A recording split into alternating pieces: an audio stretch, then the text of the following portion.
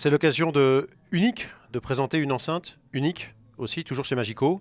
C'est l'enceinte Ultimate. Absolument, donc c'est un monument, on le voit, par la taille, par la conception. C'est un produit absolument unique, vraiment exceptionnel. Elle fait 2,40 m de haut. C'est une enceinte à pavillon, entièrement construite en aluminium, ce qui est unique sur le marché, puisque aucune autre enceinte à pavillon n'est construite en aluminium. C'est une enceinte à 5 voies. Ici, on a le tweeter avec des moteurs à compression, un haut médium, un médium, un bas médium et un grave qui est actif, qui est alimenté par un ampli qui se trouve dans l'enceinte. Toutes les autres voies sont passives, bien entendu, et sont alimentées directement depuis un filtre actif. Donc chaque voie, chaque moteur, chaque haut-parleur reçoit la fréquence qui lui est dédiée depuis l'amplificateur directement. Donc on a quelque chose qui est vraiment en fait le produit qui a fait connaître Magico, puisque Magico, Alan Wolf en l'occurrence, le fondateur, a démarré avec cette enceinte qui aujourd'hui est dans sa 3e version, puisque c'est l'Ultimate 3.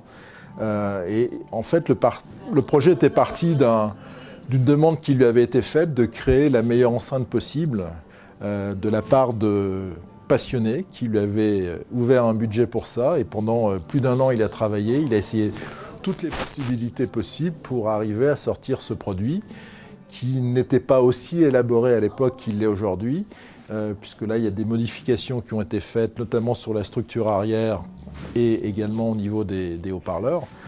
Donc là, on a un produit ultime, comme son nom l'indique. Au-delà de sa hauteur, elle fait également 1,40 m de profondeur, puisque un des éléments uniques aussi de cette enceinte, c'est cette pièce entièrement en aluminium, assez impressionnante pour gérer le bas médium, donc qui donne une capacité dynamique qui est absolument incroyable, sans distorsion. Et on retrouve ici ensuite les moteurs à l'arrière. Donc on a également sur la partie médium une pièce qui est taillée dans un bloc d'aluminium massif qui est usiné autour. Et une structure ici qui est complètement nouvelle pour la version 3, qui n'existait pas sur les versions précédentes. Donc il y a pas mal d'aménagements qui ont été faits sur cette enceinte, qui est vraiment, à l'écoute, moi j'ai eu la grande chance de pouvoir l'écouter, quelque chose qui ne ressemble à rien d'autre. On dépasse absolument tout ce qui existe et on est face à la réalité de l'interprète. C'est-à-dire qu'il n'y a plus aucun filtre en fait entre l'enregistrement et la reproduction. C'est vraiment quelque chose de très impressionnant et de très émouvant même. Vous vous doutez bien qu'on sort des normes avec un tel produit. C'est le cas aussi pour le prix, puisqu'on est à plus de 600 000 € sur un produit comme celui-ci, qui demande plus d'1 an de conception, de fabrication quand une commande est passée.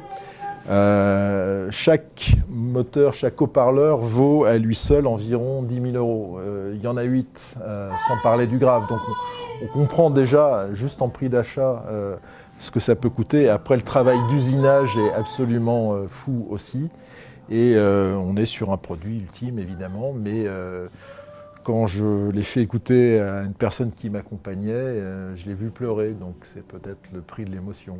Alors, si j'ai envie d'en acheter une, je vous la commande. Ça arrive, voilà, ça arrive comment? Dans combien de temps? Alors, dans combien de temps? C'est à peu près 1 an, comme je l'ai dit. Alors, ça dépend aussi du nombre de commandes, puisqu'en fait, Magico ne fabriquait plus ce modèle. Il a été relancé très récemment, parce que, en fait, il y a des gens qui ont demandé à Alan Wolf de la reproduire, de la reconstruire, de la mettre à nouveau sur le marché, ce qu'il ne voulait pas faire, parce que il avait l'expérience des modèles précédents et il savait à quel point c'était difficile de faire ça. Mais il y a eu là pratiquement une dizaine de commandes qui sont arrivées. Et lui, pour relancer une fabrication, au départ, il fallait qu'il en ait au moins 2 ou 3. Et pendant longtemps, il se demandait s'il allait trouver 2 ou 3 clients dans le monde pour ça. Et puis finalement, il en a trouvé 3 fois plus. Donc la production est repartie. Aujourd'hui, s'il y a un nouveau lot à fabriquer, il faudra effectivement qu'il y ait au moins 2 ou 3 clients qui se manifestent pour relancer une autre production. Et quand ça arrive, c'est livré chez moi? Ça arrive à peu près dans une quinzaine de caisses, colossales. Donc en plus, chaque modèle est différent, puisqu'on peut, sur le filtre, avoir des aménagements assez particuliers, être totalement en actif, donc alimenter chacune des voies, comme je l'ai dit, ou bien les attaquer avec seulement 2 amplis, où là, on va regrouper en fait tous les haut-parleurs de médium et on va séparer le tweeter. Donc il y a différentes configurations possibles et tout ça est fait sur mesure puisqu'en fait un produit comme celui-ci est installé et paramétré par Alon Wolf lui-même qui se déplace donc dans le monde entier pour ça et qui va venir régler le produit sur place chez le client final.